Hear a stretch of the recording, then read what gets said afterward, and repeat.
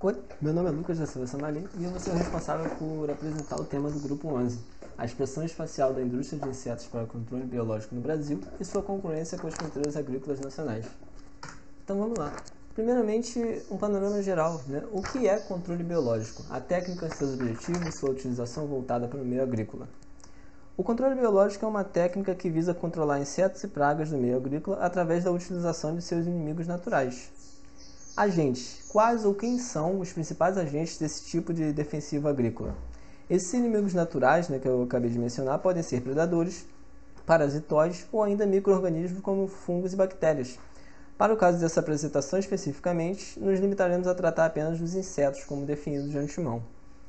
Potencial. E eles poderiam vir a substituir os químicos? Qual o seu diferencial?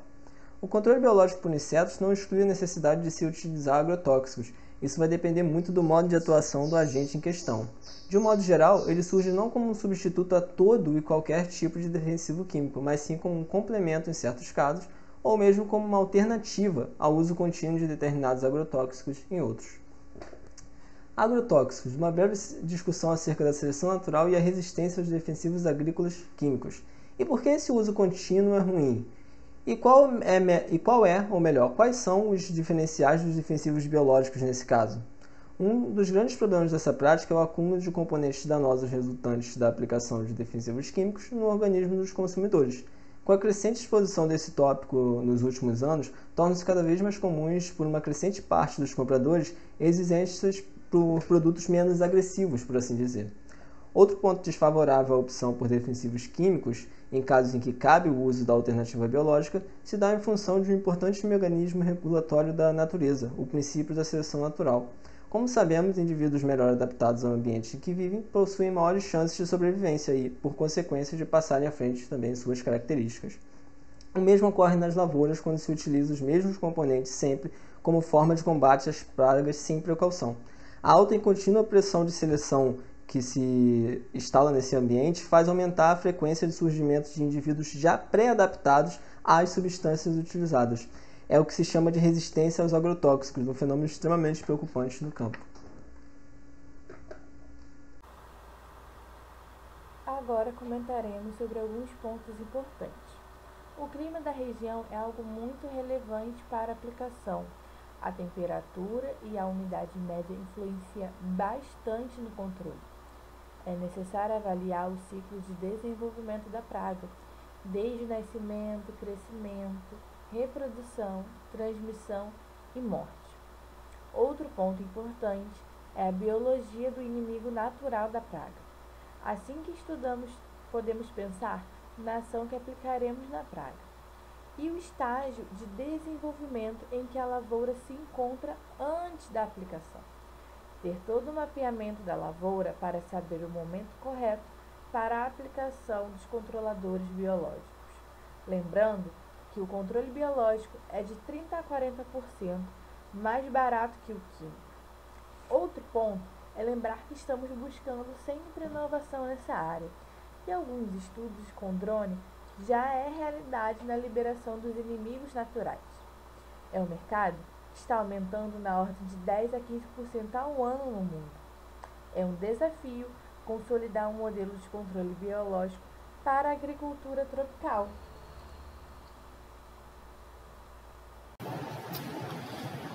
Agora vamos falar um pouco sobre os insetos que combatem as pragas. São eles os inimigos naturais. Eles têm como diferencial não deixar resíduos nos alimentos que serão consumidos pelas pessoas, não causar impacto ambiental, além de não acarretar na morte de outros animais. Os inimigos são produzidos e liberados em pontos estratégicos da produção, a fim de combater as pragas. Evidentemente, cada tipo de produção possui diferentes inimigos naturais. Eles podem atuar de diferentes formas. Uma delas é a forma de atuação da microvespa Trichogramma pretiosum, que ataca os ovos das pragas, como visto na imagem, sendo assim um parasitoide. Outra forma é o ataque direto à praga, como a joaninha Cryptolaemus, que ataca como pulgões, como visto na imagem à esquerda, sendo classificada como um predador. A fim de entender um pouco mais sobre como os inimigos podem atuar, temos o exemplo da Cotesia flavips, uma vespa que atua nos canaviais de cana-de-açúcar. Nesse local é encontrada a broca de cana-de-açúcar, que se alimenta das folhas e posteriormente penetra pelas partes mais moles da bainha, abrindo galerias de baixo para cima. Sendo assim, essa vespa ataca a broca em sua fase de larva, se alimentando das suas gorduras e por fim levando até a morte. Curiosamente, para a produção da vespa, é necessário produzir a broca de cana-de-açúcar, para que assim a vespa se alimente e posteriormente reproduza. Após isso, a cotese é colocada em pontos estratégicos do canavial. Normalmente, são liberados 1.500 adultos por ponto, totalizando 4 copos por hectare. Esses mesmos copos são pendurados entre as folhagens da cana, como visto na imagem dos copos. Já que as vespas têm pouca resistência ao sol e a variações bruscas de temperatura, essas liberações devem ser feitas pela parte da manhã ou ao entardecer, para que as vespas não fiquem expostas a esse sol mais quente do dia. Por fim, acompanhando o parasitismo, em cerca de 10 a 15 dias é feito novamente o cálculo do percentual de parasitismo na plantação, para uma nova leva de vespas serem colocadas. Comentando um pouco sobre fronteira agrícola, podemos dizer que ela é a área definida para que as atividades agrícolas e agropecuárias sejam praticadas. Hoje, as fronteiras estão ligadas à produção maior de alimentos e à criação de animais. Infelizmente, a fronteira, em alguns casos, ocorre o desmatamento ilegal e a expansão desenfreada da agropecuária. Nesse mapa, fornecido pela Embrapa, em 2014, podemos ver a divisão das regiões de fronteira. E contando um pouco sobre essa divisão, a região sul, juntamente com quase todo o sudeste e nordeste até Ceará, teve a expansão agrícola na década de 70. O centro-oeste, com algodão, milho e soja, teve a sua expansão a partir da década de 80. Já no Tocantins, leste da Bahia, Piauí e centro-sul do Maranhão, a expansão agrícola ocorreu a partir da década de 90 e ali no início do século XX. E em São Paulo, concentra-se uma grande área de pesquisa para as inovações no controle biológico.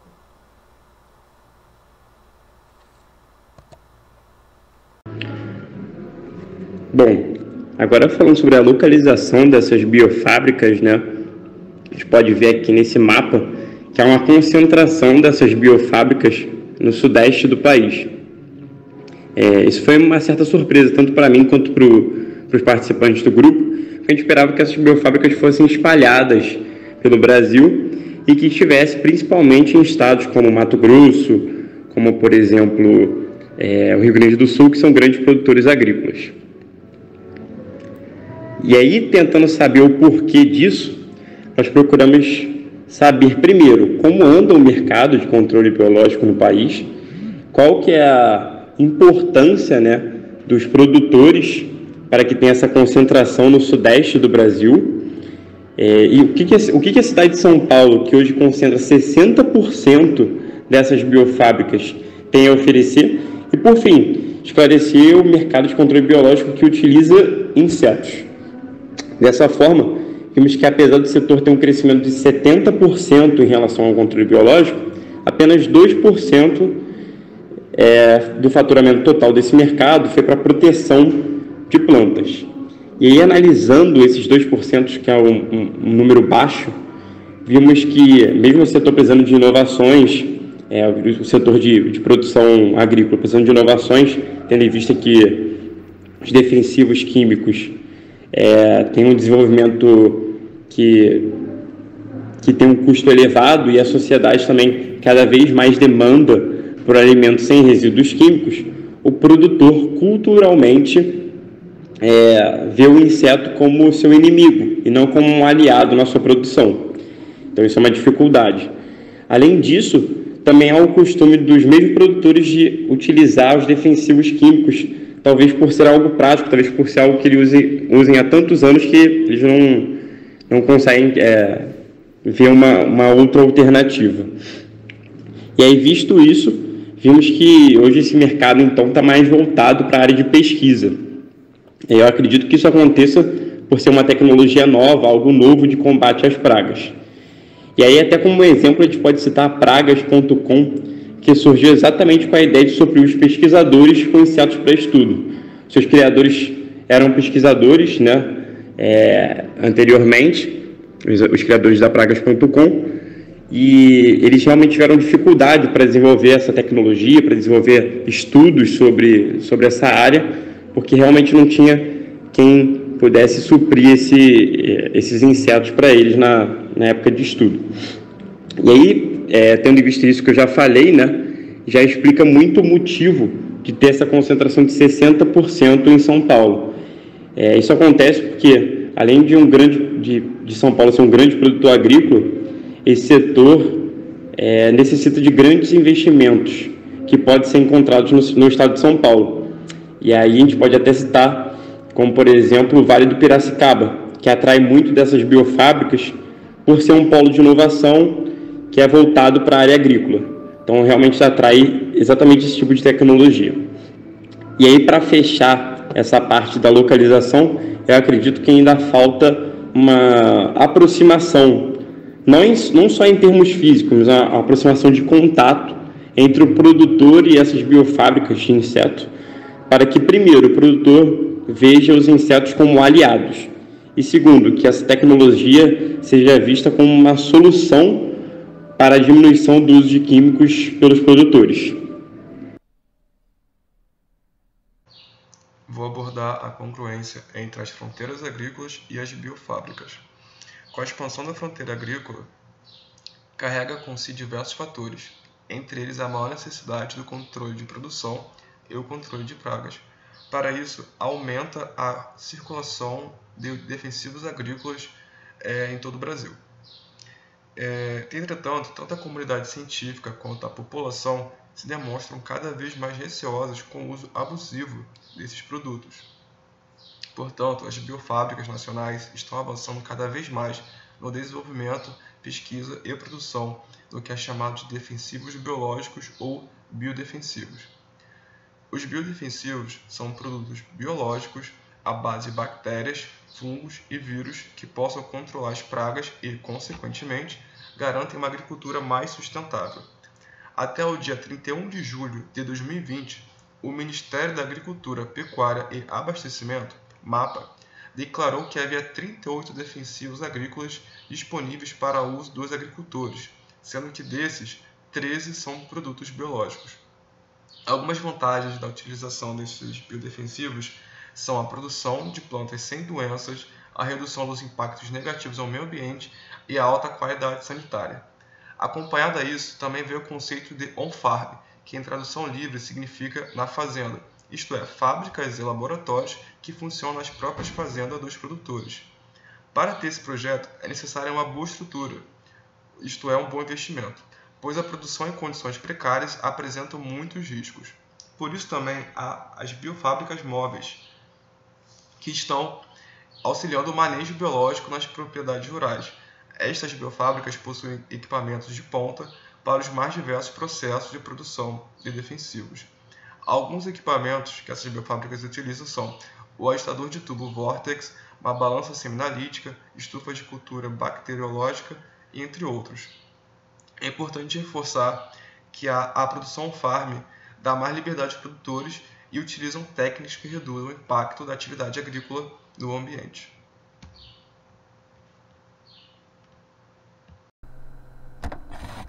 Dando prosseguimento e concluindo a nossa apresentação, vamos abordar agora as perspectivas futuras. Quando falamos sobre o mercado de controle biológico, nós estamos falando sobre um setor aí que tem aproximadamente 10 anos. Ou seja, as primeiras biofábricas, as primeiras bioindústrias do ramo, elas dão os seus primeiros passos a partir da década de 2010. E desde então tem tido um crescimento exponencial, muito grande mesmo, capaz de movimentar bilhões através do mundo inteiro e obviamente se mostrando uma grande alternativa para um desenvolvimento sustentável, substituindo os controles químicos. Antes de continuarmos a falar sobre o nosso futuro, a gente precisa fazer um arco com o nosso passado recente, porque o mercado de controle biológico vinha em ascensão astronômica, porém a partir do começo de 2020, com a entrada da crise sanitária mundial Covid-19, a gente teve um interrompimento no avanço de economias no mundo inteiro, e esse setor não foi diferente. Por conta disso, o Brasil aos poucos vem reaquecendo a sua economia e é previsto que para o ano de 2022 ele continue crescendo. Assim como em 2019, quando o Brasil teve um crescimento no ano safra 2019 de 77% da produção biológica, além de um aumento de 23% nas áreas cultivadas que se utilizavam desses produtos. E um exemplo disso é a fábrica de joaninhas de BH, de Belo Horizonte. E ela reabriu agora no final de 2021 as suas atividades e ela estima que para 2022 ela chega a uma produção de 55 mil insetos para atender a demandas do Brasil inteiro. Voltando a falar sobre o nosso futuro, os especialistas estimam que para 2050 nós atingiremos uma população de 10 bilhões de habitantes. E dessa forma, a demanda populacional aumentará a demanda pela produção agropecuária. E para a gente atender essa demanda sem comprometer o meio ambiente, é fundamental o papel dos produtos biológicos aliados aos produtos químicos nessa produção agropecuária, pois só assim a gente vai conseguir expandir o agronegócio sem causar maiores danos aos nossos recursos naturais e sem causar diminuição na biodiversidade. Em vigor desde 2019, o programa Bioeconomia Brasil Sociobiodiversidade foi lançado pela atual ministra da Agricultura, Pecuária e Abastecimento, a Tereza Cristina, e trata-se de uma investida expressiva buscando a estruturação de um sistema produtivo baseado no uso sustentável de recursos de sociobiodiversidade e de controle biológico. Esse programa, em 2 anos, já investiu um valor aproximado de 115 milhões para aproximadamente 90 mil agriculturas familiares. E a ministra da Agricultura já repetiu mais de uma vez que ela tem muito interesse em desenvolver a bioeconomia no país, pois ela vê com muitos bons olhos esse mercado para o futuro. E, bom, a gente pode pegar essa última fala aí dela e acabar complementando com o nosso último tópico, que é o destaque do Brasil no cenário mundial. Atualmente o Brasil não ocupa uma posição de muito destaque, mas o Brasil futuramente acredita-se que o Brasil será a maior potência nessa área, devido a 2 motivos. O Brasil tem uma grande expressividade de agropecuária na economia, fora o potencial de biodiversidade, que entre os países do mundo o Brasil tem o maior potencial. E espera-se que no intervalo de 15 anos o Brasil já tenha uma agricultura de base amplamente biológica. E se aliado aos nossos controles químicos, o Brasil pode otimizar essa produção e torná-la o mais sustentável possível, alavancando não só a bioeconomia nacional, como a mundial. O Brasil, inclusive, tem tido números de crescimento em porcentagens superiores à média mundial. Enquanto os países em média estão crescendo 10% nessa área de controle biológico, o Brasil tem crescido 15%. E é muito questão de tempo até que o Brasil ocupe essa prateleira de grande potência nessa área que já tem gerado muitos frutos, não só para a economia, mas como para o meio ambiente. E dessa maneira a gente termina a nossa apresentação. Gostaria de agradecer a todos por assistirem. Valeu!